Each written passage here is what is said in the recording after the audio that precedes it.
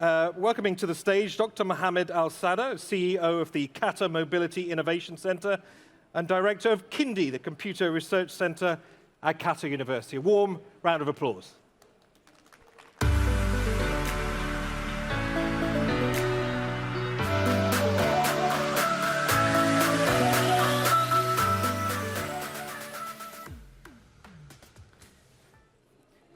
For centuries, we built technology to make life better, to save our most precious resources, which are time and effort.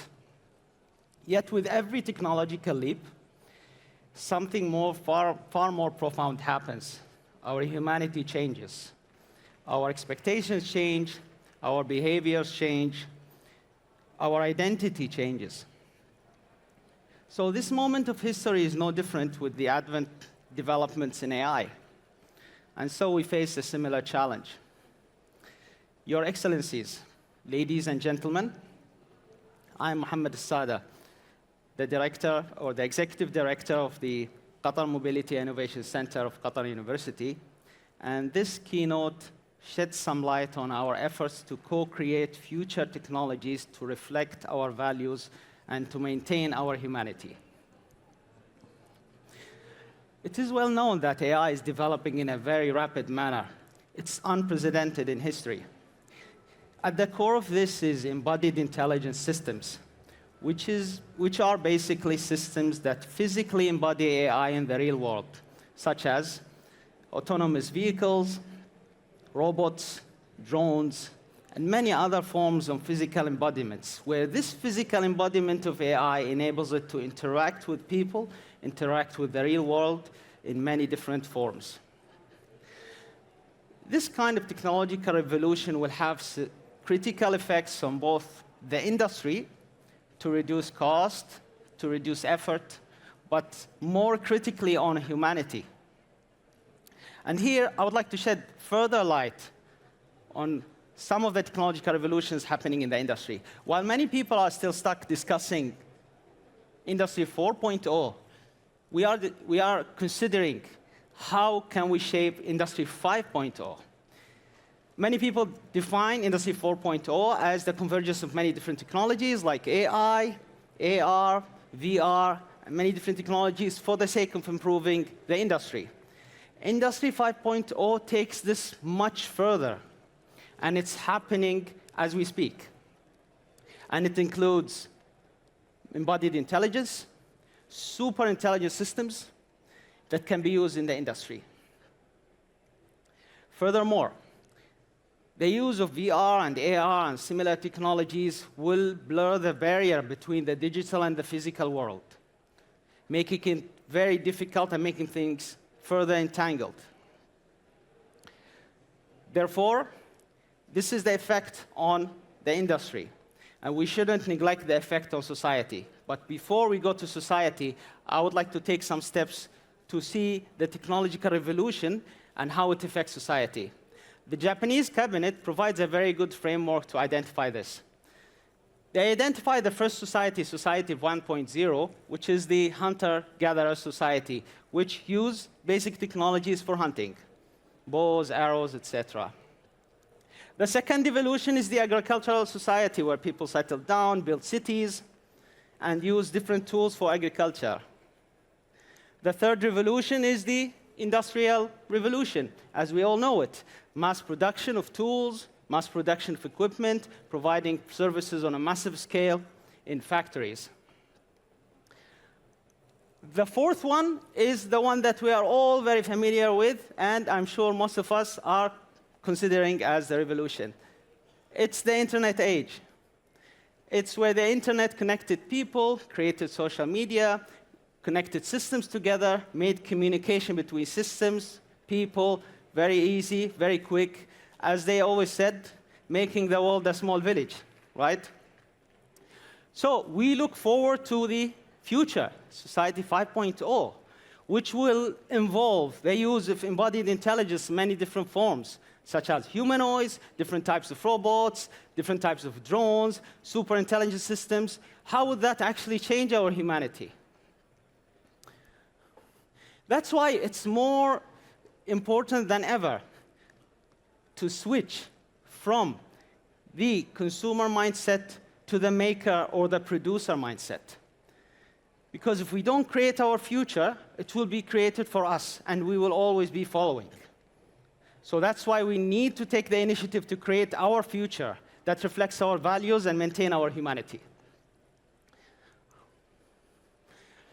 At the Qatar Mobility Innovation Center, we took humble but very critical steps to create future technologies that reflect our values, principles, and to maintain our humanity.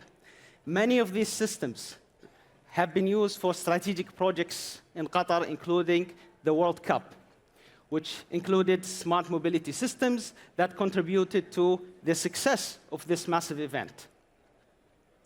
I invite you all to visit the Qatar University booth to know more about these systems. But this presentation is not about the past. So I would like to take a chance to give you a glimpse of technologies that we are developing targeting the future of Society 5.0 and Industry 5.0 here in Qatar University, and here at the Qatar Mobility Innovation Center. For Industry 5.0, we took the initiative to develop collaborative robots, and we try to understand the context of use of this, for example, small, medium enterprises in the future, to assist them to work with a robot. As you can see, this collaborative robot intuitively knows what the user wants to do or a person in the factory needs to assemble that equipment, and he handles them automatically, the screwdriver. This includes a lot of different things. Beside the robot, it includes super intelligence to deduce the context of use, the intention of the user, and then to support them with the right tools, thereby reducing time, reducing effort. A further development is what we call intelligence by structure, or intelligence by design. We as humans, we have soft bodies, which enables us to interact with the real world, interacting with different objects, holding things.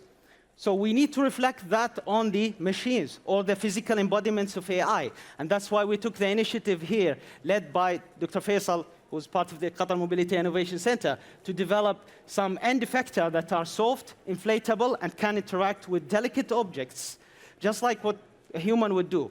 Thereby, for example, can hold food items or items that can be, for example, crushed if we use a regular robotic system. In Society 5.0, we also took several initiatives. First of all, we envisioned our life with robotics in the future, robotic appendages. And we envisioned a robot called Walif, which can be used in the vehicles for day-to-day commute. And here you can see, well, it's assisting me. It's assisting me to put my glasses or taking them off or while driving so that it does not distract me from the driving experience. It can also support me to grasp objects or to manipulate objects within the vehicle or interact with the passengers. Furthermore, I would like to highlight V2X, which is Vehicle to Infrastructure Connectivity. And this kind of connectivity enables the vehicle, or smart vehicles in the future, to connect to the infrastructure, to people, to other vehicles, and exchange information. And in this example, which is developed at the Qatar Mobility Innovation Center, we can see that through V2X, it identifies the passenger, the pedestrian crossing the street, and then it's alerting the driver automatically on the dashboard. So that's how we envision our life with this technology, and we take the steps to develop this technology and to realize it at Qatar, reflecting our values, our principles, and to maintain our humanity.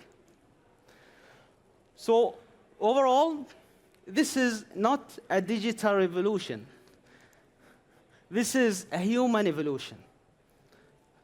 What this means is better health, better living, and better education for humans and for all.